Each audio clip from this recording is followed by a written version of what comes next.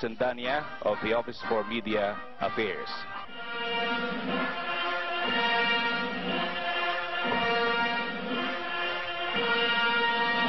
Ladies and gentlemen, the President of the United States and Mrs. Reagan.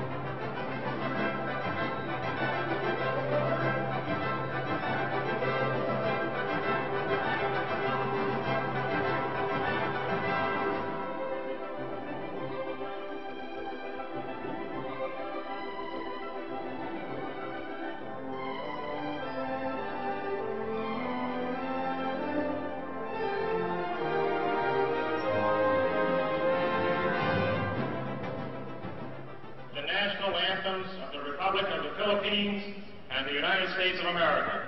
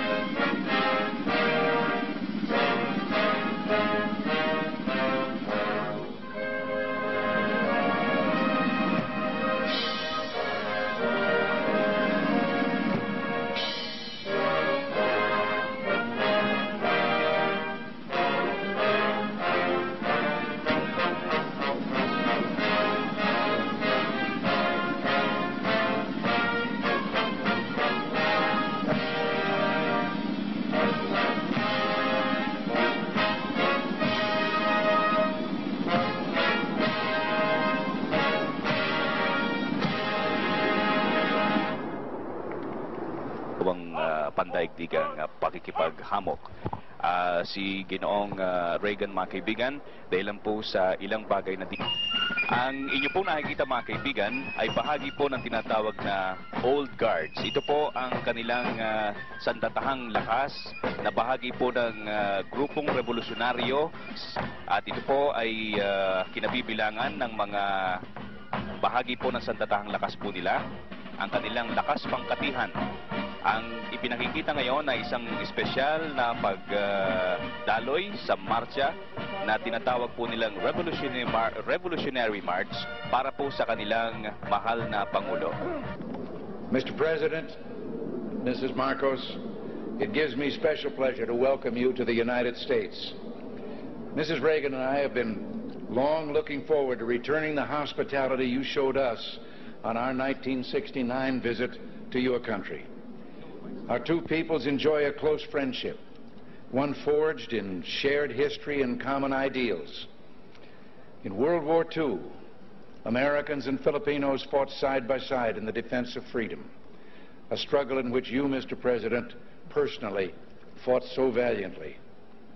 The values for which we struggled, independence, liberty, democracy, justice, equality, are engraved in our constitutions and embodied in our people's aspirations. Today, our ties remain strong, benefiting each of us over the full range of our relations. Politically, we tend to view many world issues the same general way.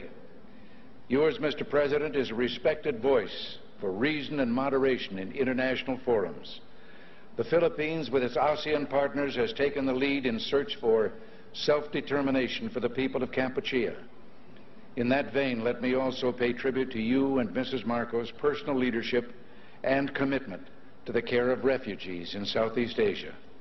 Under your direct sponsorship, the Philippines Refugee Processing Center has become a model of its kind in encouraging the development of self-sufficiency and the restoration of human dignity. The Philippines and you, Mr. President, play an important role in addressing the problems of economic development in the world. At Cancun, we made a new start toward a more effective and practical dialogue and improved cooperation among industrial and developing countries. Your leadership in that area, Mr. President, is vital and widely respected. Under your leadership at home, the Philippines can boast a record of solid economic growth over the past decade, attributable in significant part to its hospitable attitude toward free enterprise and private initiative. Your country's dedication to improving the standard of living of your people is an effort in which we've been delighted to participate through bilateral and multilateral economic assistance. Your continuing interest in better nutrition has led the Philippines to achieve self-sufficiency in food grain production. You can also point with pride to the success of your rural electrification program, now bringing benefits to an increasing number of remote regions.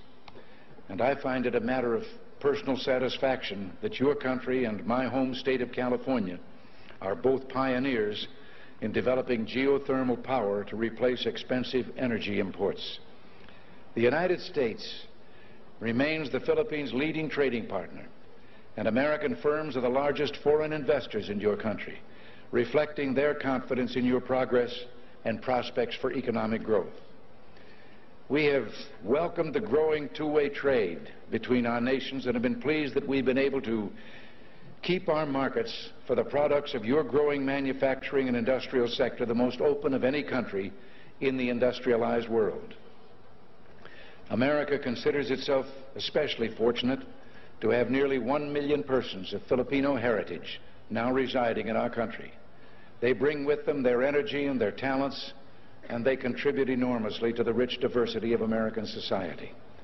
Similarly, thousands of Americans, enchanted by the beauty of your nation and by its people, have chosen to live in the Philippines. Our security relationship is an essential element in maintaining peace in the region and is so recognized. This relationship, one of several we have in the Western Pacific, threatens no one but contributes to the shield behind which the whole region can develop socially and economically. Mr. President, under your leadership, the Philippines stands as a recognized force for peace and security in Southeast Asia through its bilateral efforts and through its role in ASEAN, which is the focus of our regional policies in Southeast Asia.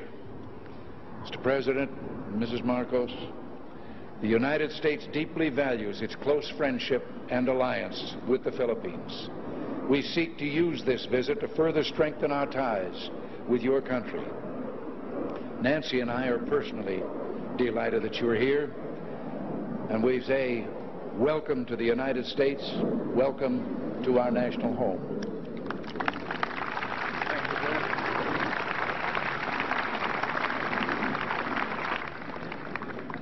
Thank you very much, President Reagan. Mrs. Reagan, members of the Cabinet, distinguished guests, my friends. On behalf of the 50 million people of the Philippines, Mrs. Marcos and I express our gratitude for your warm welcome to Washington and to the United States of America. This great and beautiful city that is one of the few cities that was built as the capital for a great nation, is indeed, as has been written, the key to knowing the secret of America. And this house of the American people, an American frontier that never vanishes. Your beautiful city with its grand memorials, its monuments, its walks, is indeed a city that memorializes the great achievements of your people for the past 2 centuries. But more than that, it keeps offering to the enterprising and the talented, the courageous and the strong, the rewards of effort and of initiative. At the same time, as I stand here on American soil, I realize that I stand on what may be the center of the government of the United States of America, here where, as I have often stated, the future is being born. The future is being born depending upon the man who is in the White House. And the man who is in the White House today certainly is creating a new future for our world.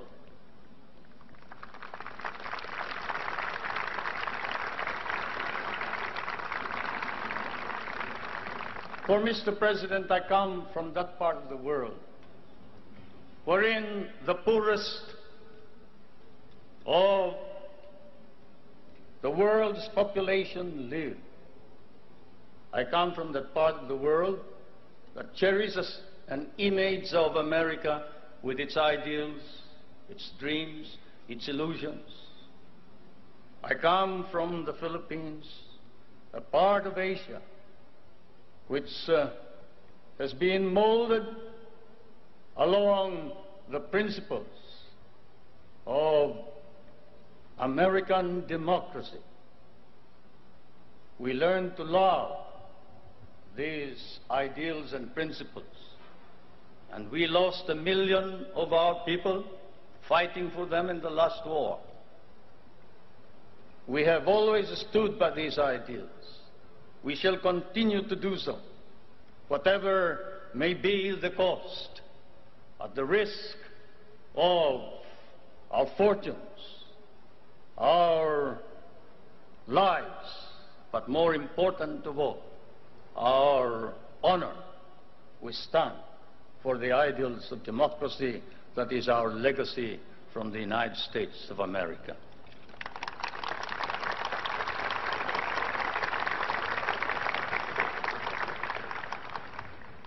I did not come to burden you further with additional problems, Mr. President. For I know that, as I have said in many a speech before my own people and before the world, fate and destiny has decreed that the United States of America be the trustee of modern civilization against the threat of a possible second dark ages. And America cannot fail. And therefore, we, the Filipino people, come and bring to you a prayer that God and His divine providence may grant you guidance, strengthen both your heart and hand, so that that hand may be strong on the lever of power and save our humanity.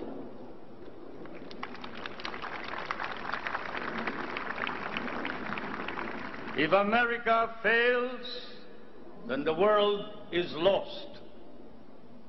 And thus, Mr. President, I can assure you